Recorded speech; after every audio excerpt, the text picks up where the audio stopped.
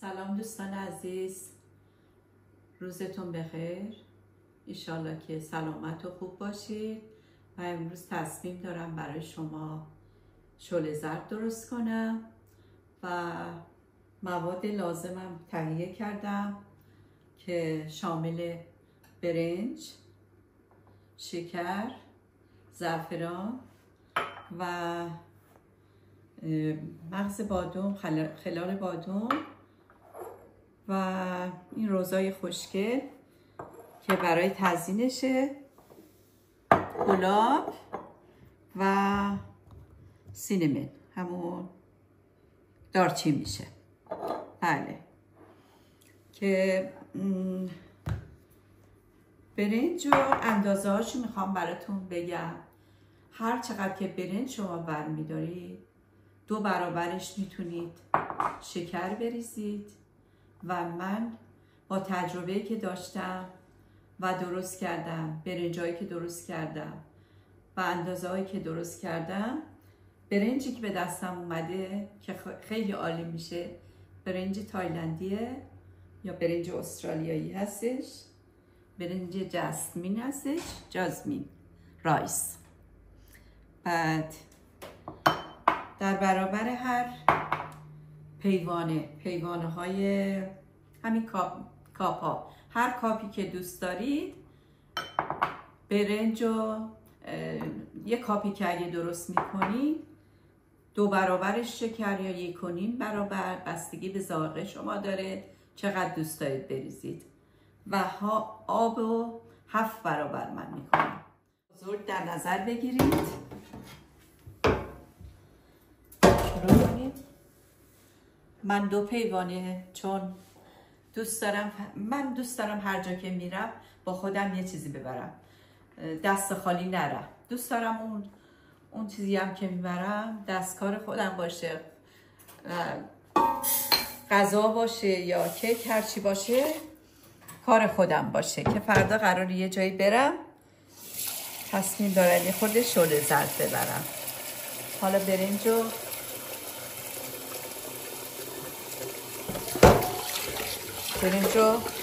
میشورم قشنگ.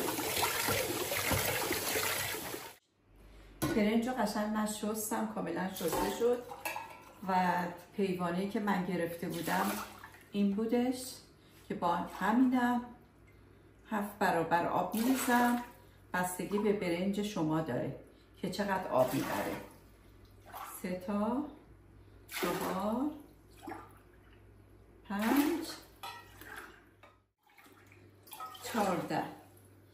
14 تا پیوانه آب ریختیم. حالا شعله رو روشن با شعله بلند تا این جوش بیاد. بعد حواسمون باید باشه که سر نره جوش بیاد. وقتی جوش اومده شد در حال قرص زدنه، درجه گاز رو میزون میکنیم که من میخوام، چون آب زیاد داره، میخوام جوش بیاد هرچه سریعتر. شما میتونید با آب گرم کتری رو داغ کنید، با آب گرم استارتش کنید. حالا من آب سرد ریختم، طولی نمیکشه تا جوش میاد، شعله‌اش خیلی بالاه. این خیلی سریع جوش اومد. منم آوردم جلو، جابجا کردم که راحت تر شما ببینید و خودم راحت تر باشم. بعد این کف روی برنج رو میگیرم یه مقدار،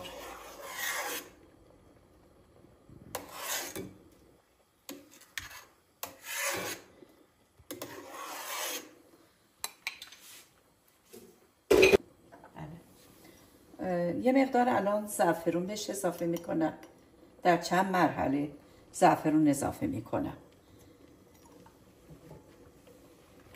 دفعه اولی که زعفرون اضافه میکنم، بعد به مرور زمان که این میپزه اگه لازم باشه اضافه میکنم.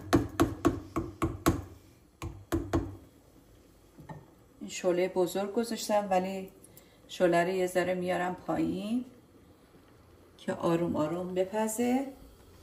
بعد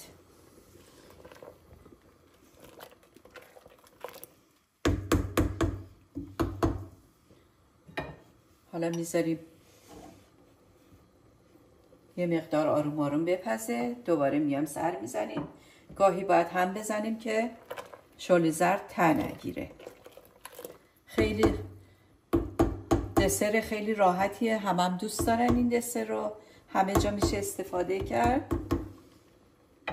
مرحله من هیچی به این اضافه نکرده بودم. فقط یک بار زعفرون اضافه کردم. الان به اینجا رسیده برای ما. الان شکر رو بهش اضافه میکنم. 2 برابر شکر اضافه کردم بهش. بعد اگه شما دیدید بستگی به برنجتون داره، اگه دیدید که آبی لازم داره دوباره میتونید یه ذره آب گرم اضافه کنید. فعلا این خودش شکر یه خورده آب میندازه. من الان اینجا دوباره یه خورده زعفرون بهش اضافه میکنم چون دوست دارم خیلی خوش رنگ و خوب باشه.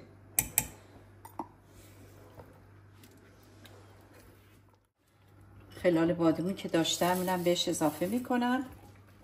بستگی به سلیقه شما و دوست دارید بیشتر باشه. الان گلابم بهش اضافه میکنم. تقریبا 1/5 لیوان اندازه که داشتیم بهش گلاب اضافه میکنم، چون اگه بیشتر بریزم فکر کنم تلخ بشه و همین 1/5 کافیه. 2-3 دقیقه بیشتر با شکر و گلابم نجوشید. الان کافیه. میریزم تو ظرف. بعد تو ظرفم که بمونه سفت میشه.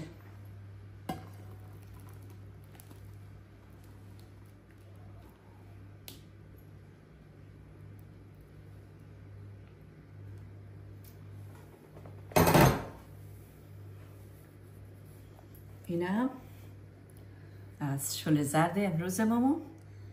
تزیین باید بشه، خنک بشه، یه مقدار خنک بشه بعد تزیین بشه. خب عزیزان، شما با سلیقه خودتون میتونید دیزاین کنید.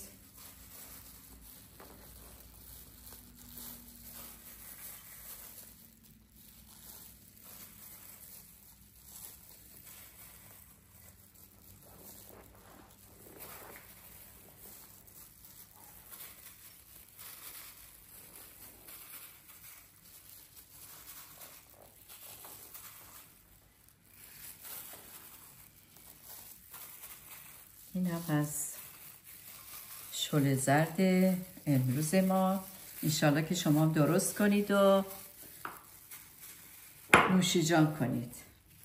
تا برنامه بعدی، خدا نگهدار شما. روزهای خوبی رو ورق بزنید.